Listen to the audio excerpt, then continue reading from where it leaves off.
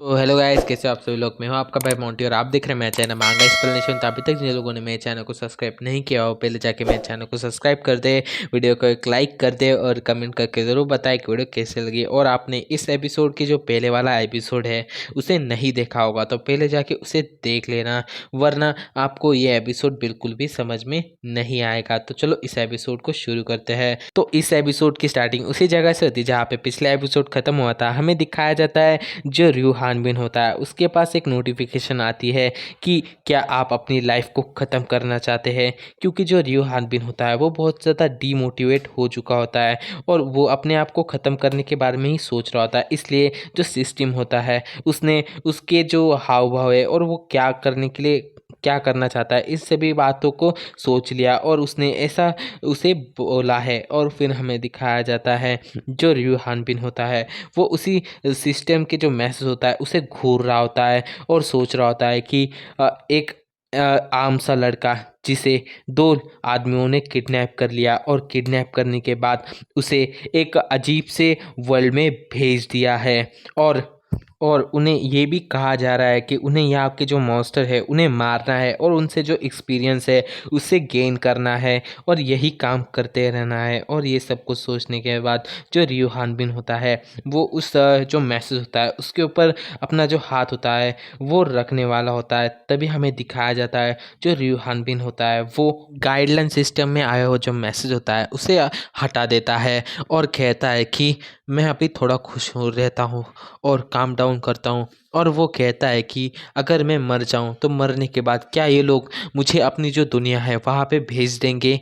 नहीं, मुझे ऐसा नहीं लगता। मुझे पहले अपने आप को काम डाउन करना होगा और कुछ सोचना होगा। और फिर हमें दिखाया जाता है जो र्यू हानबिन होता है वो ज़मीन के ऊपर अपने नाखून से खुरोचने लगता है और सोचता है कि ये लोग मेरे मरने के बाद ये मुझे अपने जो घर है वहाँ भेजने वाले हैं। ऐसा बिल्कुल भी नहीं हो सकता। अगर ऐसा कुछ होता तो उन्होंने मुझे पहले किडनैप ही क्यों किया होता। मुझे लगता है इसमें इनकी कोई चाल है।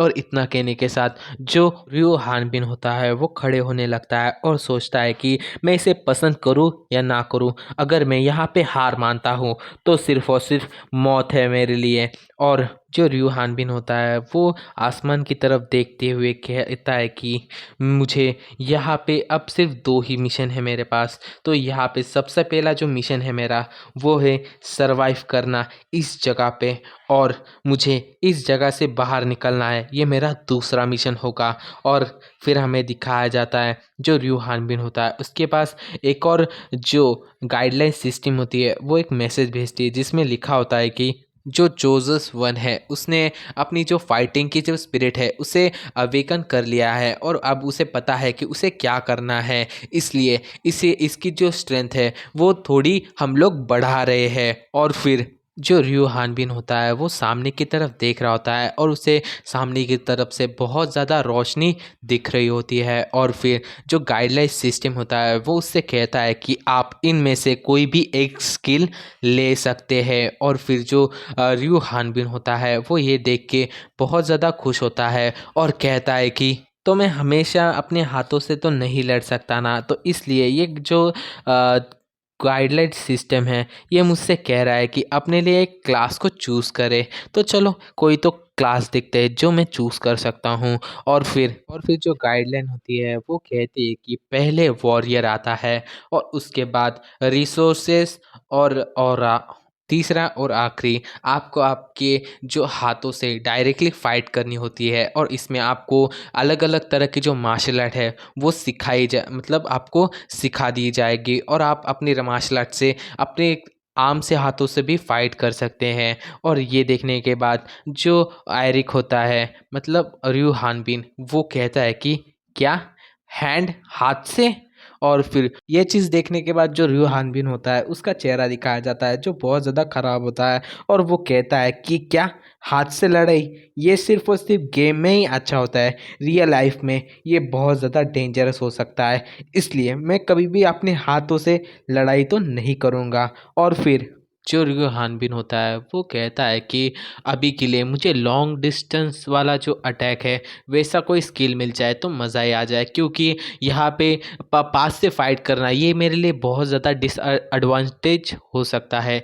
इसलिए मुझे दूर से फाइट करने के लिए कुछ चुनना होगा, और तभी उसके सामने जो गाइडलाइन होती है वो उसके सामने मैजिक के बारे में बताती है कि मैजिक रिसोर्सेज माना, और आप अकेला व्यक्ति जो मैजिक है उसके 6 टाइप के जो मैजिक होते हैं उन्हें यूज़ कर सकता है। और जो रियो हानबिन होता है वो ये देखने के बाद बहुत ज़्यादा खुश हो जाता है और कहता है कि हाँ, मैं अब एक मैजिशियन ही बनने वाला हूँ। और इतना कहने के साथ जो और फिर जो रियो हानबिन होता है वो गाइडलाइन से पूछता है कि क्या मैं मैजिक क्लास को ले सकता हूँ क्या। और फिर जो गाइडलाइन होती है वो उससे कहती है कि नहीं, आप इसे नहीं ले सकते, इसके लिए आप क्वालिफाइड नहीं हो, तो आप मैजिक को यूज़ नहीं कर सकते। और फिर जो रियो हानबिन होता है वो सोचता है कि क्या यहाँ पे किसी भी स्किल को चूज़ करने के लिए एक किसी पर्सन की कैपेबिलिटी भी होनी चाहिए। और फिर जो रियो हानबिन होता है वो कहता है कि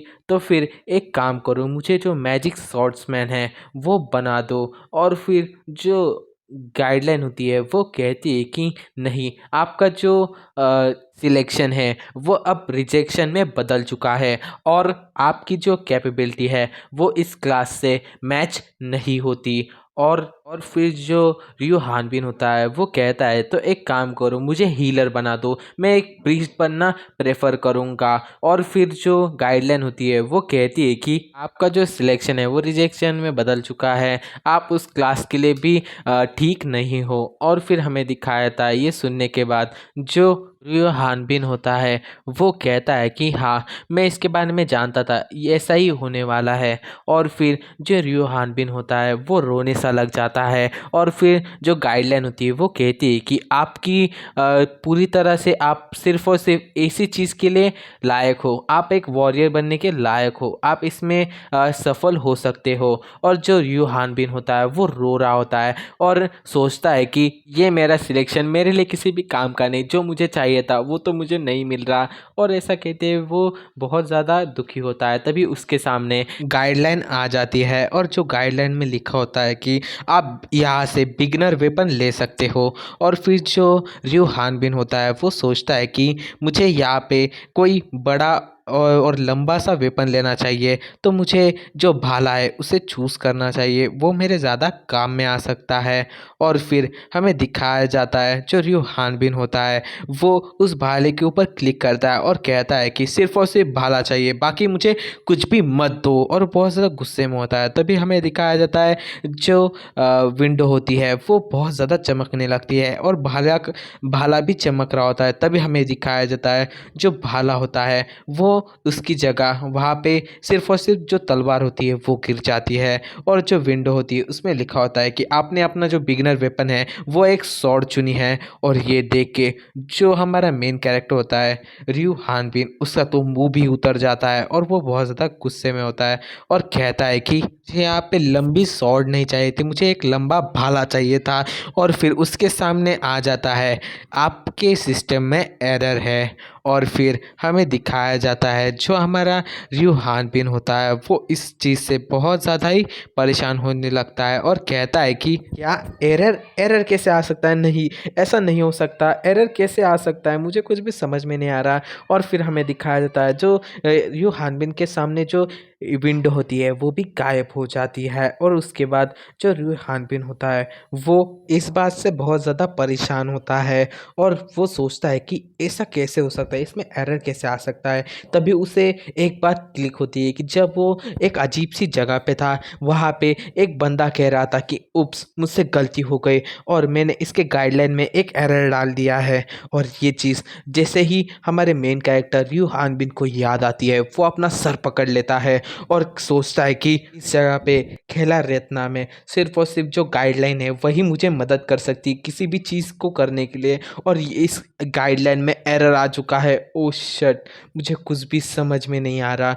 और फिर जो जो रियो हानबिन होता है अचानक से हंसने लग जाता है और खुद को समझा रहा होता है कि सब कुछ ठीक हो जाएगा, गाइडलाइन सिस्टम में छोटा सा तो एरर है, वो जल्दी ही ठीक हो जाएगा। और ऐसा कहते हुए वो अपनी जो स्वॉर्ड होती है उसे उठा लेता है और कहता है कि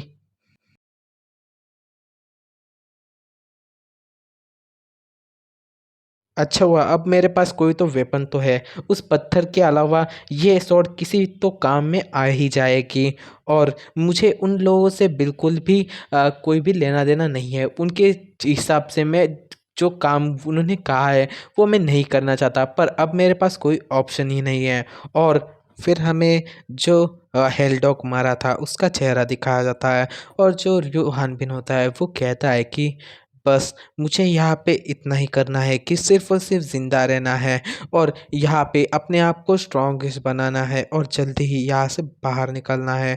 और फिर जो र्यूहान बिन होता है अपनी तलवार को आगे की तरफ करता है और कहता है कि अब से मेरा लेवल अप होने का स्टार्टअप शुरू होता है। और फिर हमें दिखाया जाता है जो र्यू हानबिन होता है वो अपनी जो तलवार होती है उससे प्रैक्टिस करने की कोशिश कर रहा होता है, पर जो तलवार होती है उसका वेट बहुत ज़्यादा होता है। कभी वो उसे उठा के स्ट्राइक करने की कोशिश करता है तो वो पीछे की तरफ गिर रहा होता है, वो उसे फेंकने की कोशिश करता है तब भी वो उठती नहीं उससे, वो बहुत ज़्यादा ही भारी होती है। और जो र्यू हानबिन होता है वो एक स्ट्राइक मुश्किल से उठा पाता है उसे, तो वो अपने मुंह के बल ही गिर जाता है। और फिर हमें दिखाया जाता है जो र्यू हानबिन होता है वो रो रहा होता है और यहीं से जो र्यू हानबिन की कहानी होती है वो शुरू होती है। और इसके आगे के एपिसोड बहुत ज़्यादा कमाल के होने वाले हैं और ये एपिसोड बहुत ज़्यादा लंबे थे, तो इसके लिए तो मैं आपको पहले ही बता दूं कि इसका जो फर्स्ट एपिसोड है इसके ही 3 पार्ट बनाए गए हैं। और इसके मैंने छोटे पार्ट इसलिए नहीं बनाए क्योंकि इसका जो फर्स्ट एपिसोड है इसमें बहुत सारी चीज़ें थी जिन्हें हम लोगों को एक साथ ही जानना था, इसलिए मैंने इसका 3 पार्ट में 3 एपिसोड बना के आपके लिए डाले हैं 10-10 मिनट के। और ये 11 का 12 मिनट का हो चुका है, तो ये सब कुछ करना पड़ा है। इसके बाद के जो एपिसोड है शायद छोटे आ सकते हैं, तो इससे एडजस्ट कर लेना क्योंकि इसका फर्स्ट एपिसोड बहुत ज़्यादा बड़ा था। टोटल 90 पेज का सिर्फ फर्स्ट एपिसोड था। मैंने पूरे 90 पेज को स्क्रीनशॉट निकाला है और उनमें से जो फ़ोटोज़ है उन्हें लगाया है। तो यहीं पे हमारा ये वाला एपिसोड ख़त्म होता है। तो एपिसोड कैसा लगा है आप लोग कमेंट करके ज़रूर बताना, और चैनल पे नए होगे तो चैनल को सब्सक्राइब, वीडियो को लाइक और शेयर करके ज़रूर जाना। तो मिलता हूँ आप सभी को इसके नेक्स्ट एपिसोड में, तब तक के लिए till then take care, bye bye.